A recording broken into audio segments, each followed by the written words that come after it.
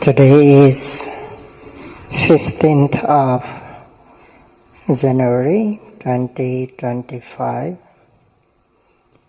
Yesterday I talked about the three characteristics, three natures, individual natures, second conditional natures, characteristic, and the common characteristics. And yesterday I talked in detail about these three characteristics.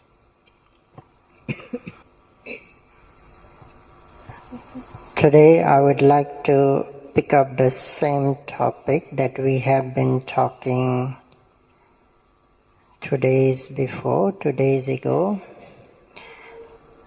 I have been talking about the causative factors in order to improve in our meditation, or in order to sharpen mindfulness concentration, in order to make the mindfulness and concentration stronger. 2 days ago I talked about the first causative factor, that was practicing respectfully.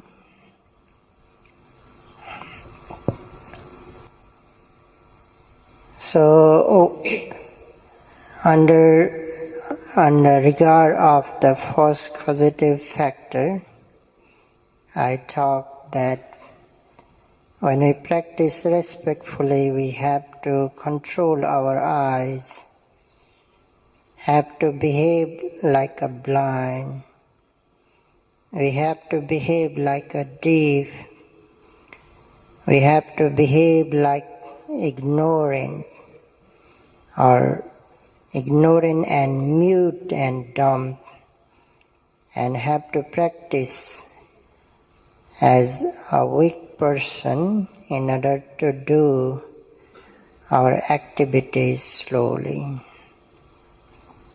So today I will talk about the second causative main factor in order to sharpen, in order to make mindfulness concentration stronger, and that is practicing continuously unbroken mindfulness.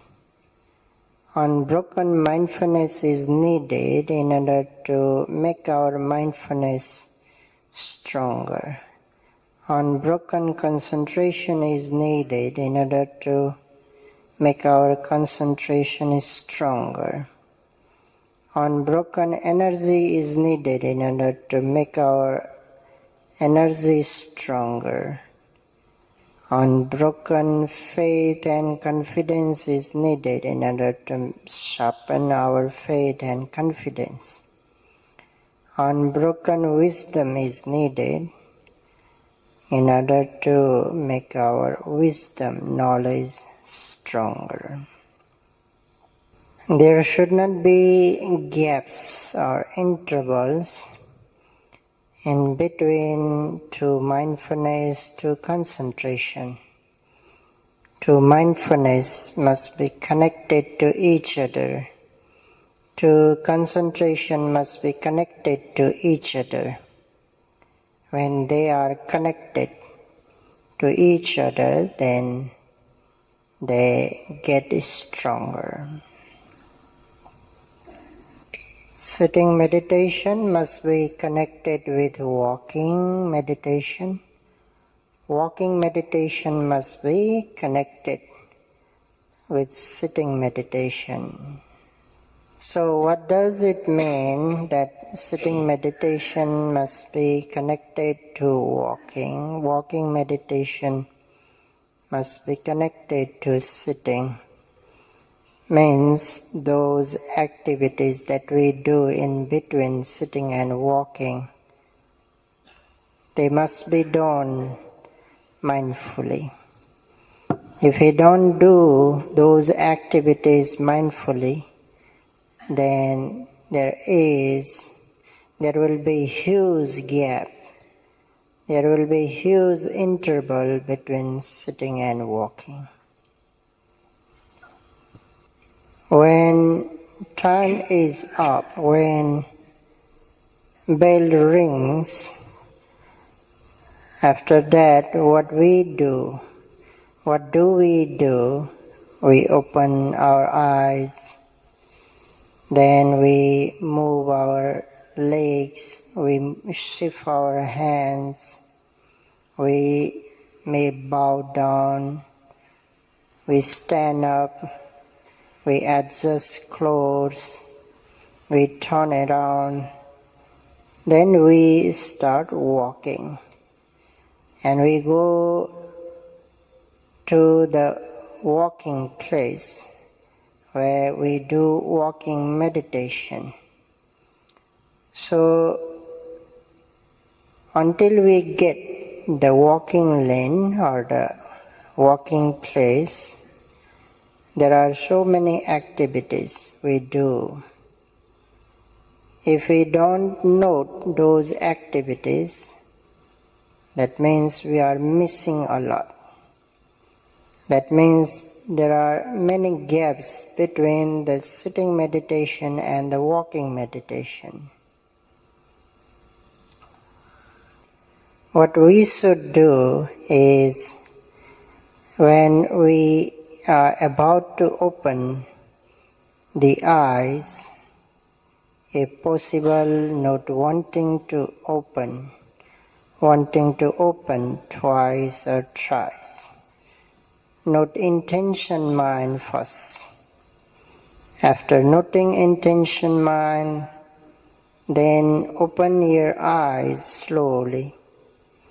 While opening eyes, note opening. Observe the action. After opening the eyes, what do we do?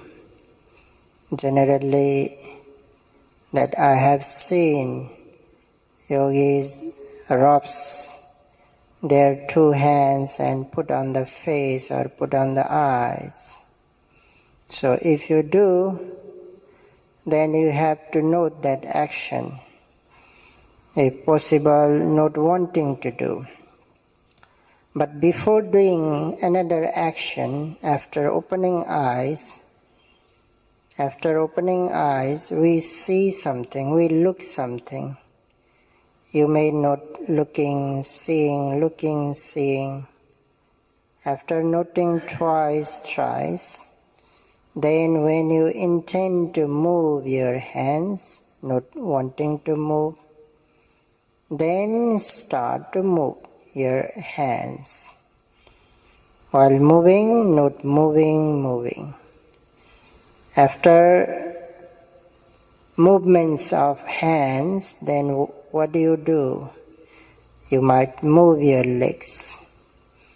So you may not intention to move, or you may just move, but move mindfully.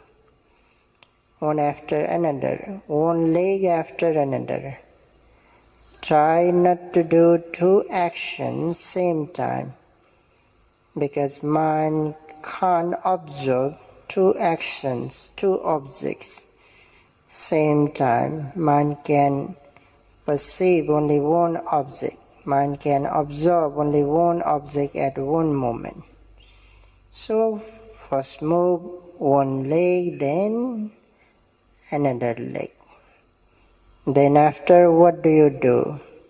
If you bow down, then note that action. If not, if you stand up, then not wanting to stand up. Twice, thrice, then stand up.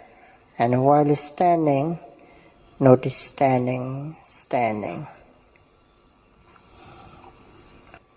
After standing up, if you adjust your clothes, then note adjusting.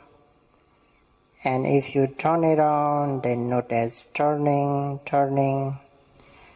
After turning, when you are about to walk, then note wanting to walk, wanting to walk. And when you make steps, then start to note as right step, left step.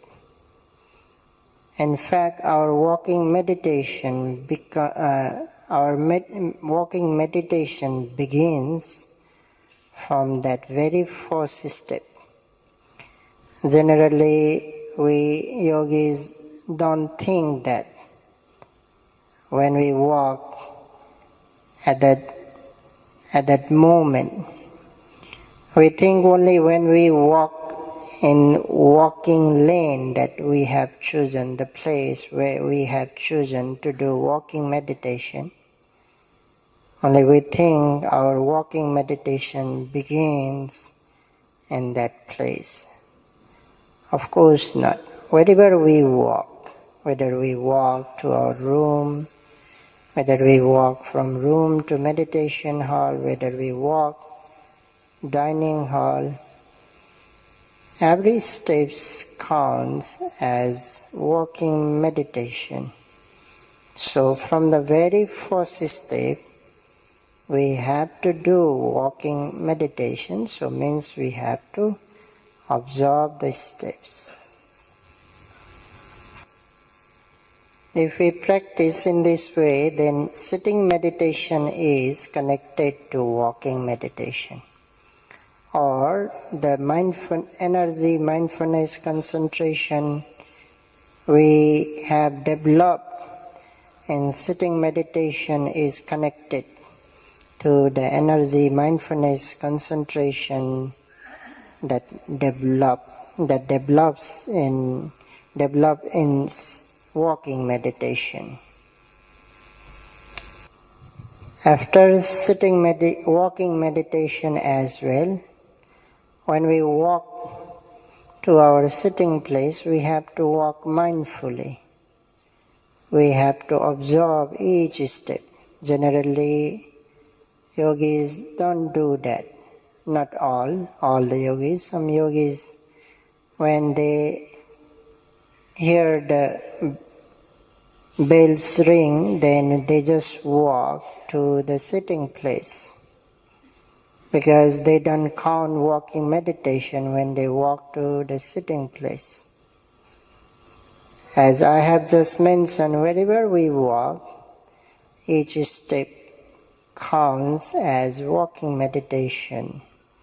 So have to walk mindfully to your place where you do sitting meditation. And when you approach to your sitting meditation, when you arrive your place, then stand up for a while. Notice standing. Then when you are about to sit down, not wanting to sit down twice, thrice, then sit down slowly. Not sitting down. After sitting down, what do you do? If you bow down, note that action. No, if you directly make your posture, then note whatever action take place. At that moment, note one after another. When you sit, after sitting comfortably, when you are about to close your eyes, not wanting to close. And while closing, not closing. And after closing, instantly you have to focus to abdomen. So if you note in this way, then walking meditation is again connected back to the sitting meditation.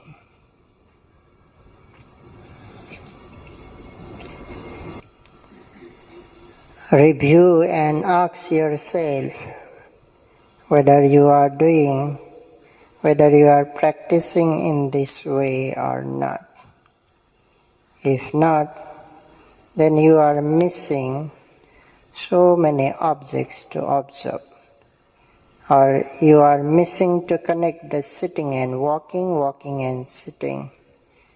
There is a huge gap between sitting and walking meditation.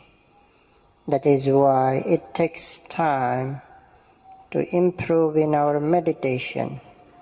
Otherwise, our meditation could improve so fastly, so quickly.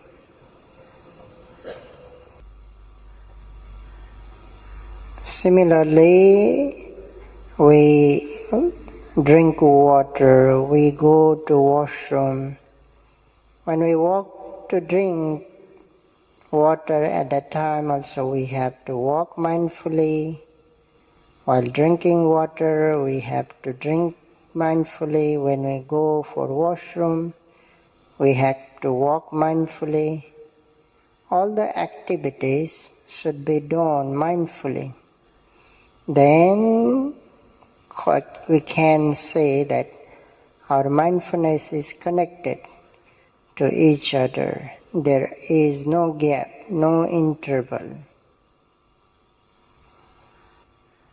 When we have breakfast, lunch, at that time also we should try our best to eat, to have breakfast and lunch mindfully. When we have already sit on the chair, then you may note first looking, seeing to your food. Minimum one time you may note, then wanting to eat. Then when you start to move your hand, then moving. When you scoop, then scooping. When you lift your hand, lifting. Putting into the mouth, then putting. After putting into the mouth, it is better to drop your hand first, not immediately chewing. Because if you start to chew, then there will be two actions to observe, chewing and dropping hand. So better first drop your hand and not dropping. After dropping, then chewing. When you start to chew, in each bite, label as chewing, and observe the chewing process. Observe, at that time you have to aim your mind into the mouth. If you observe carefully, there are many things to know while chewing. After chewing, then when we swallow, then we note swallowing.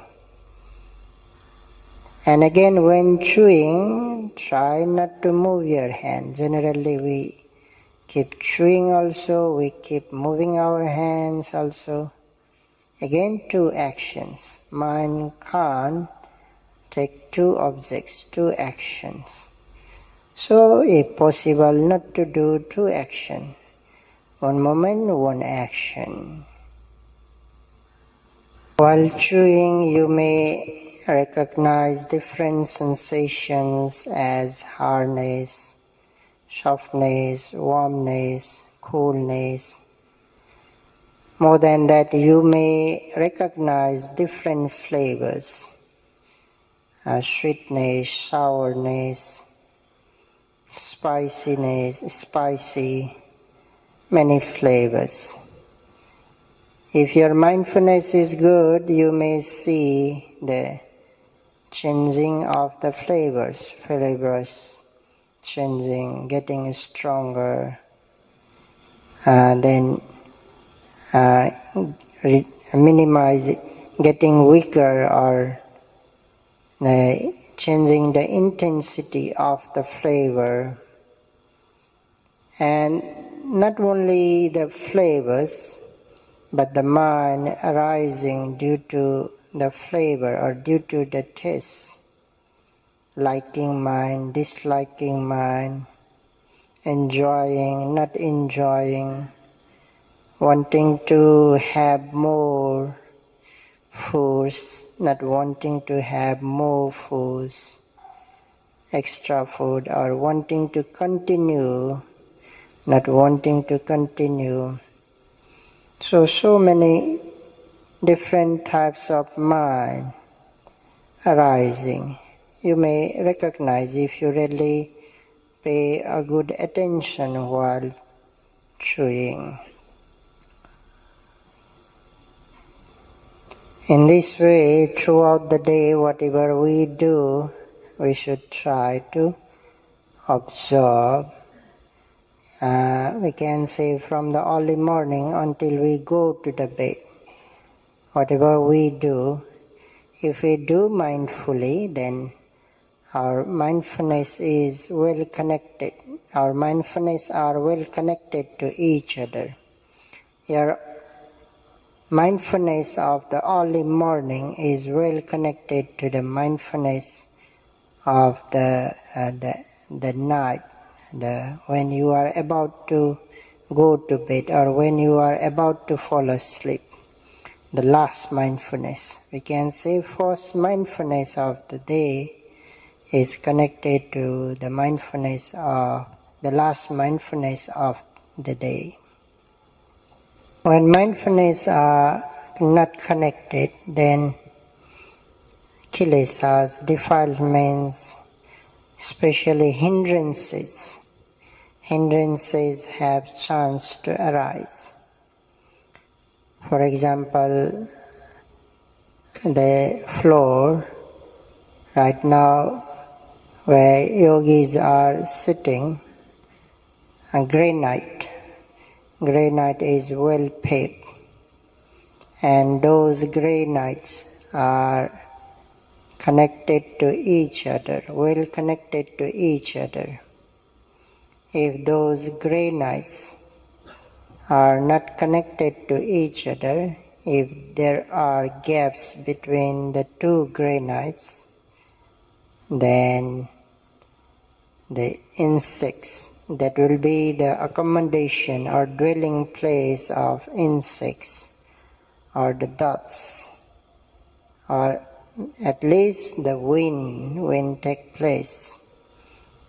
When it becomes the dwelling of the dots or insects, then granites will not be durable, will not be long-lasting, so easy to damage, so will not be durable. So similarly, when mindfulness are not connected, concentrations are not connected to each other, when intervals are there, gaps are there, between those gaps, defilements, especially hindrances, have chance to arise, or they have rooms to dwell in our mind state. Hence, our mindfulness concentration will not be durable, long-lasting, and they remain weak.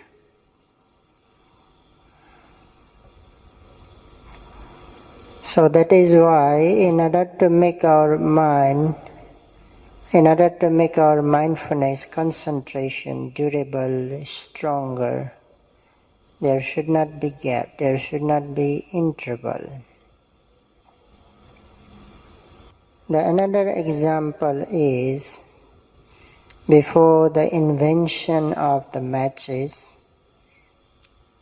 like people used to strike the two sticks or the two rocks each other in order to start fire.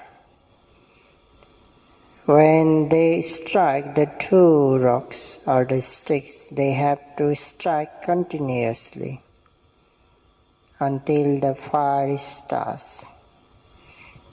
If they strike for a while and take rest for a while, or they strike for a while, then pause, then after a while resuming, they resume, then again striking, pausing, resuming.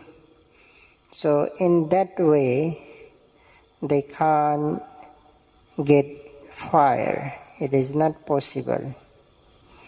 Only when they strike continuously until the fire starts, then only they can get. So similarly, in order to develop the momentum of concentration and to develop wisdom, especially to develop wisdom, we have to observe the object continuously. Means our mindfulness must be connected to each other. Concentration must be connected to each other. Then the wisdom arises, then the wisdom develops. Again, if I have to talk more in detail, even when we do sitting meditation, when we observe rising, falling, the mindfulness that we develop in rising must be connected to falling. Then again, falling to rising. If you note 1, 2, 3 rising, falling, then after we miss the rising and falling, or let's say there is the gap, no mindfulness, then after a while again we pick up rising, falling to observe. Then again mindfulness is not continuous. That is also why it takes time to improve. If we observe continuously, one rising after another, one rising after another, one falling after another, then mindfulnesses are connected to each other. Likewise, when we do walking meditation, if we observe right step, left step, mindfulness of right step must be connected to the mindfulness of left step, then again to right, again to left. In this way, we have to observe continuously. That is what called continuous mindfulness, continuous concentration. If we have such kind of mindfulness and concentration, then we improve. Then we make progress in our meditation. Or then mindfulness concentration gets momentum and they become stronger. If a yogi does not practice continuously, if he or she makes so many gaps, he or she does not practice respectfully. Like we have already talked about practicing respectfully, and now we are talking practicing continuously. If he or she does not practice respectfully and continuously, that kind of yogi is called as chameleon yogi in the text. It is like mentioned in the text.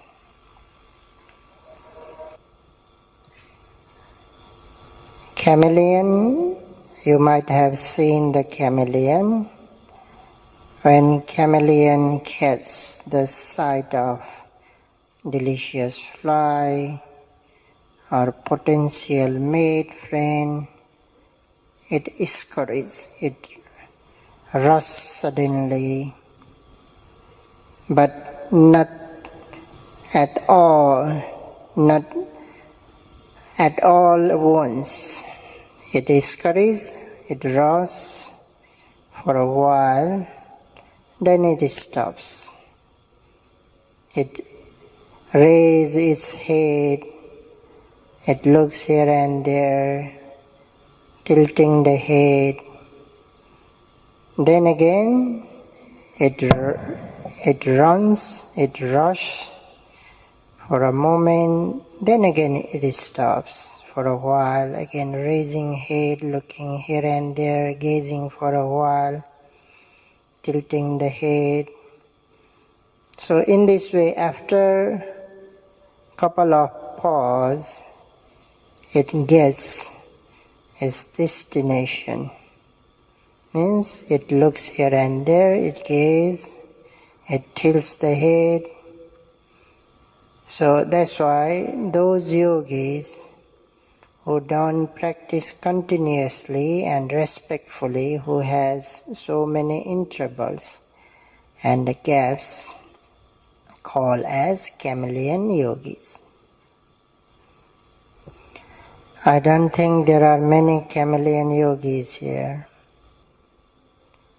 Okay, anyhow, that means we should not be the chameleon yogis, meditators. We have to practice respectfully. We have to control our eyes. As I have already mentioned, while practicing respectfully, we have to control our eyes. Similarly, we should not look here and there, and we have to practice continuously without any gap, without any interval. If we practice in that way, we can approach to our goal or to our destination. In daily activities, to note continuously, noting intention mind will help you much. So that's why yogis should try to note intention mind now, because I think this is we have been practicing for 10 days, already 10 days.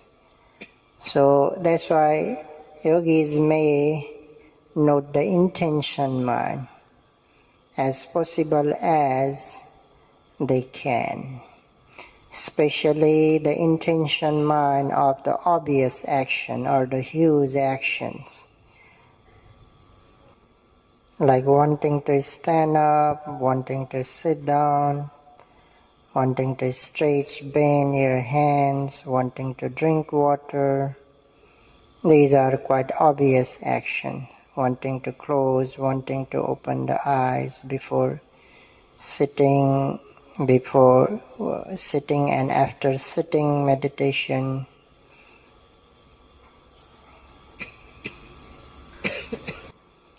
Later you can add more and more intention mind to note, because as mindfulness gets better, you will see many intention mind.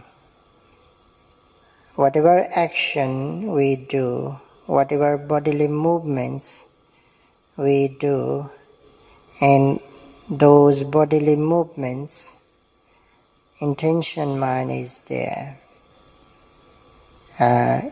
Even blinking of the eyes, there is intention to blink. Swallowing saliva, moving fingers, even we move eyeballs right to left, left to right, up to down, down to up. So there are many small minor actions are there. Those actions also contains the intention mind. Right now it is not easy to note all of them, but later, as mindfulness concentration becomes stronger, we become capable to note the intention minds of those activities. So that's why we should try to note intention mind, and slowly we have to add. You may add by yourself. You don't need to wait for teacher. As possible as you can, you may note the intention mind before doing action. As concentration, mindfulness concentration gets stronger, you come to recognize the intention mind of your speech, what you want to say, what you want to speak. Later you will see what you want to think, what you want to plan. So, intention minds of speech, intention mind of verbal activities, and some mental activities as well. Noting intention mind is really helpful to control our bodily action, verbal action, and the mental action. In order to have control in our bodily, verbally, and the mental actions, it is really good to note intention mind. Not only that, it will help you to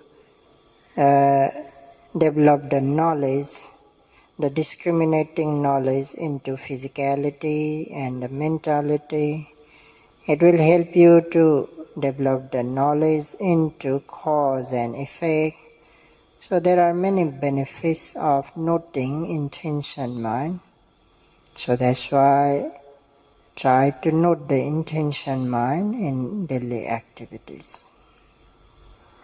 So these are the two main causative factors in order to make our mindfulness concentration is stronger, or in order to sharpen, or in order to improve. We can say in order to improve in our improve in meditation, practicing respectfully and practicing continuously with unbroken mindfulness are the main two causes.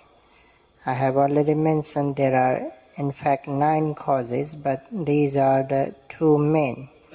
If you apply these two, that is quite enough in order to improve in meditation, to progress, to get your goal. So that's why may you all be able to practice respectfully and able to practice continuously without unbroken mindfulness. By practicing respectfully with unbroken mindfulness, may you be able to improve in meditation quickly, fastly, consistently, and may you be able to develop the wisdom.